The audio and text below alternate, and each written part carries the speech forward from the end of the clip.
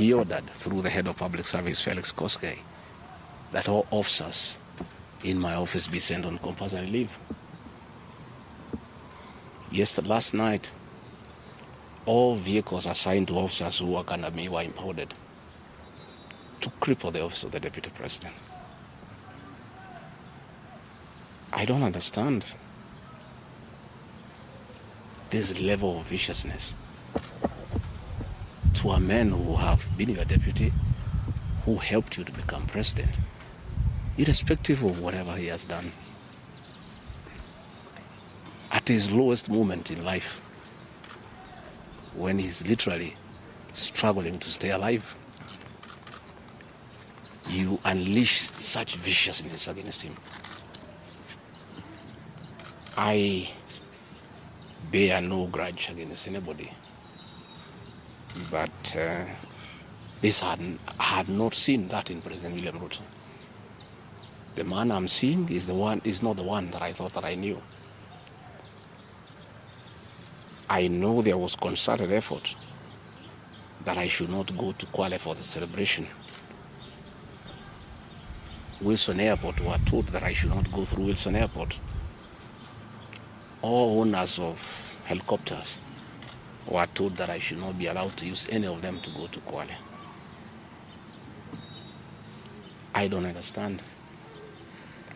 But as I say, I want the people of Kenya to know that as I go home today, I have no security.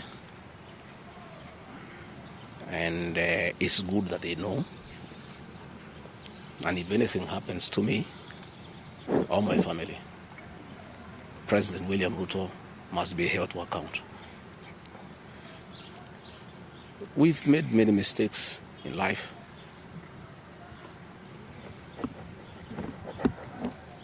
And we keep on learning. I trusted President William Ruto. The people of the region where I come from, the Mount Kenya region, trusted him. In fact, as we were preparing to go to office, nobody else trusted him. Musalia Mudavadi demanded that they must sign an MOU with him, which they did. Moses Wetangula demanded that they must sign an MOU with him, which they did. Amazon Kingi demanded the same. Alfred Mutua, everybody else. I'm the only man who trusted him. Verbally, because we are Christians, we used to go to church together. And as a Christian, I believed a fellow Christian that he would never betray me or my people. For the last 1 year, it's been very difficult for me. But I'm a very persevering man, very enduring. And what happened on Thursday is a culmination of continuous persecution and stress for a year. And when I look at it, probably it is history repeating itself. That President William Ruto wanted to take me the route President Daniel Arap Moi took Kenneth Matiba. He pushed Matiba up to getting a stroke and eventually dying. When I look to what the president is doing to me, especially now when I'm in hospital, crippling me, treating me like an animal, I think he wanted to take me the Matiba route. But God is gracious. It didn't happen that way. I hear many of his people are calling here asking whether I'm dead, whether I'll survive, whether I'll recover. They were celebrating. It's the most unfortunate thing that has ever happened in this country. That you can be so vicious to a man who helped you to be president.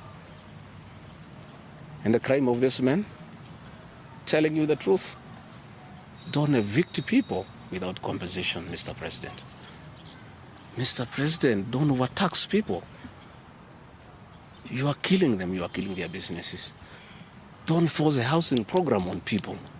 If people do not want these houses, don't force them. My only problem with the president is just being truthful, because nobody else can tell him.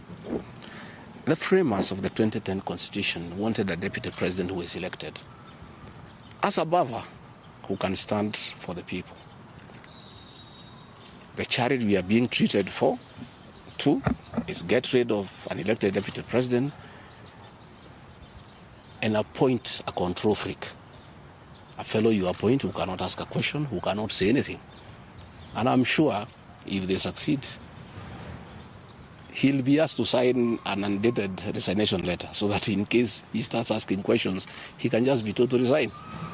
But the framers of the 2010 Constitution were very clear in their mind why they wanted a deputy president who is elected.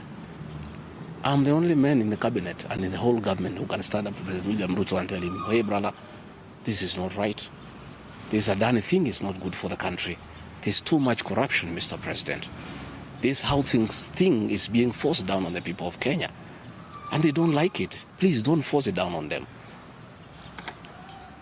You know, situations where medical equipment that was being supplied by Kenyans to the Ministry of Health now has been given to one single Asian. I said, Mr. President, this is not right. We are killing our business people.